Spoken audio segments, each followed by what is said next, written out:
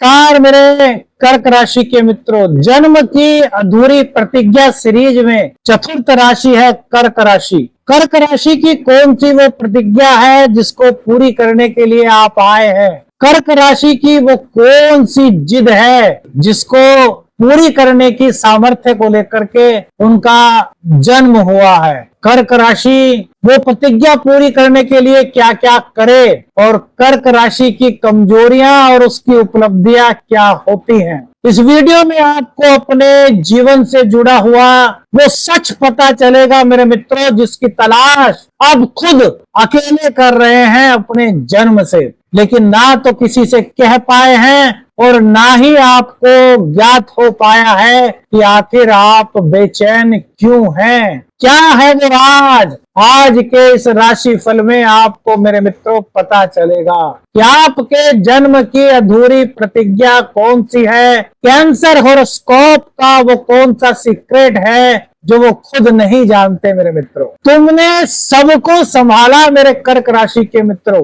पर क्या तुम्हें कोई समझ पाया? क्या तुम्हें कोई संभाल पाया मेरे कर्क राशि के मित्रों? बस अब और चुप्पी सहन नहीं होती, अब भीतर से जागना है, अंधकार को हटा करके उजाले को प्राप्त करना है मेरे कर्क राशि के मित्रों। कर्क राशि वालों, एक बात बताओ, क्या आपको कभी ऐसा लगता है या फिर बार बार ऐसा महसूस होता है कि भीतर आपके कोई अधूरी बात है, कोई अधूरी यात्रा है या फिर कोई खोया हुआ वायदा है? क्या आपके जीवन में बार बार भावनाओं का तूफान आता है मेरे कर्क राशि के मित्रों, लेकिन आप चुपचाप सब कुछ सह जाते हैं, किसी से कुछ नहीं कहते, अंदर ही अंदर सब कुछ दबा लेते हैं और अपने अंदर के समुंदर में खुद ही गोते लगाते रहते हैं, लेकिन तह तक नहीं पहुंच पाते? क्या आपको ऐसा लगता है कि आपकी आत्मा आपसे कुछ कहना चाहती है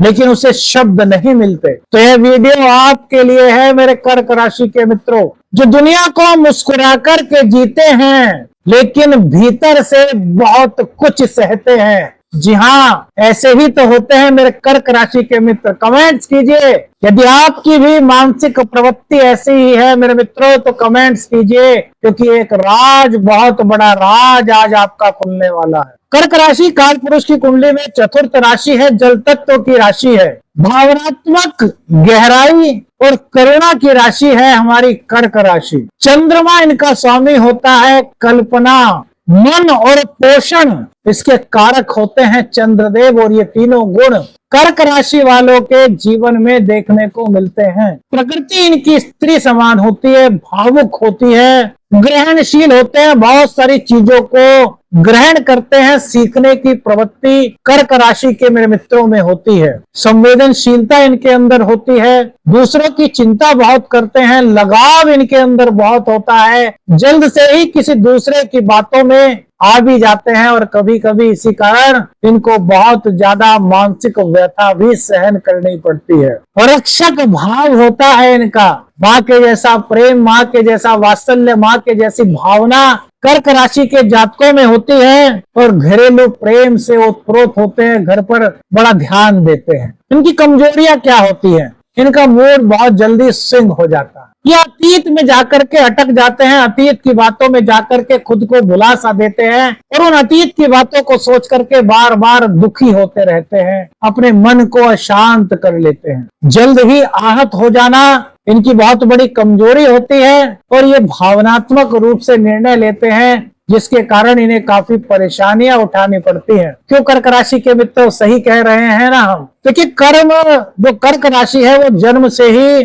पोषण और सुरक्षा की भावना को लेकर के पैदा होती है। इनका जो पैतृक गुण होता है वो होता है पोषण और सबकी सुरक्षा करना, सबके मन की बातों को सुनना। इनकी आत्मा पिछले जन्मों में किसी को अधूरी सुरक्षा, अधूरी भावना या फिर अधूरा साथ छोड़ चुकी होती है, यानी कि या तो किसी का अधूरा साथ छूट गया हो बीच में ही, या फिर ये किसी की पूरी सुरक्षा ना कर पाए हों, या फिर किसी के प्रति इनकी कोई भावना थी वो अधूरी रह गई। ये तीन चीजें लेकर के कर्क राशि वाले पैदा होते हैं, क्योंकि इनकी आत्मा कई जन्मों पूर्व इस तरह के वादे कर चुकी होती है मेरे मित्र। ये ज्योतिष अलग हट करके है, ये इमोशनल एस्ट्रोलॉजी है मेरे मित्रों। वैदिक एस्ट्रोलॉजी के साथ साथ इमोशनल एस्ट्रोलॉजी का यहाँ पर समावेश है, क्योंकि त्रिकाल नेत्र आपके लिए वो चीजें लाता है जो शायद कोई और आपको ना बता पाए। यही कारण है कि ये हर रिश्ते में हमेशा पूर्णता चाहते हैं, लेकिन इन्हें कभी कभी हर रिश्ता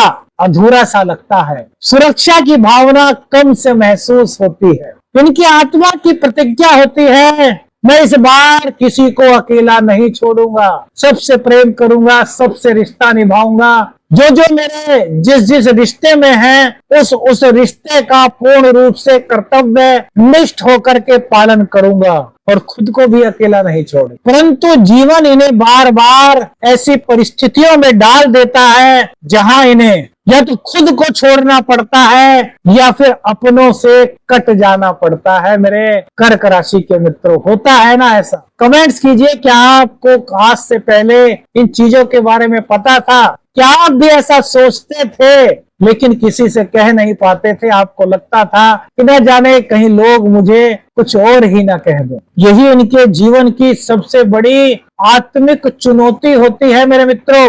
भावनाओं को सहते हुए भी संतुलन बना करके ये चलते रहते हैं, खुद को समझाते रहते हैं, लेकिन कोई भी इनको नहीं समझ। शायद आपकी आंखों में आंसू से आ गए होंगे मेरे मित्रों। खुद के बारे में जान, इनके जीवन का सबसे बड़ा संघर्ष कौन सा होता है? ये सभी के बीच रह करके, परिवार रिश्तेदार के बीच रह करके भी उनके मन की बात तो सुनते हैं, लेकिन अपने मन की बात नहीं कह पाते। रिश्तों में अधिक जुड़ाव के कारण इनको दर्द भी अधिक सहना पड़ता है। पेट, छाती या नींद से जुड़ी हुई समस्याएं इनको परेशान कर सकती हैं। पिछले जन्म की छाया वर्तमान में कुछ असुरक्षित इनको महसूस करती है। क्यों कर्क राशि के मित्रों ऐसा होता है? इस जन्म में इनकी आत्मा की प्रतिज्ञा होती है, मैं इस बार उस भावना को समझूंगा जो मैंने कभी पहले नजरअंदाज की थी या वक्त के कारण अधूरी रह गई।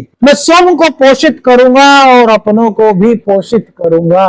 कैसे करें इस प्रतिज्ञा को पूर्ण? कैसे इस अधूरेपन को दूर करें? तो मेरे मित्रों, कर्क राशि वालों, यदि ये राशिफल देख रहे हैं तो अपनी भावनाओं को दबाना बंद कर दीजिए, उनको समझना शुरू कर दीजिए। अतीत को क्षमा करने की आदत डालिए। भाई बहन, माता पिता या प्रेम जीवन से जुड़े हुए रिश्तों में क्षमा करना सीखिए, क्योंकि यही क्षमा आपके जीवन को उन बुरे ख्वाबों से दूर करके सुरक्षित करती है। नियमित जल से स्नान करें, क्योंकि आप जल तत्व से ही जुड़े हुए हैं। नदी, झील या समुद्र के समीप यदि आप रहते हैं तो कोशिश करें वहां थोड़ी देर जाकर के थोड़ा ध्यान करें। मैं सुरक्षित हूं का मंत्र दोहराएं, यह आपकी आत्मा को स्थिरता दे सकता है। रोज खुद को दुलारना सीखें। अरे आपको कौन दुलारेगा? आप ही तो दुलारोगे। खुद को भी मजबूत नहीं करोगे तो क्या कर पाओगे? जैसे आप अपने बच्चे को दुलारते हैं ना, ऐसे ही खुद को दुलारिए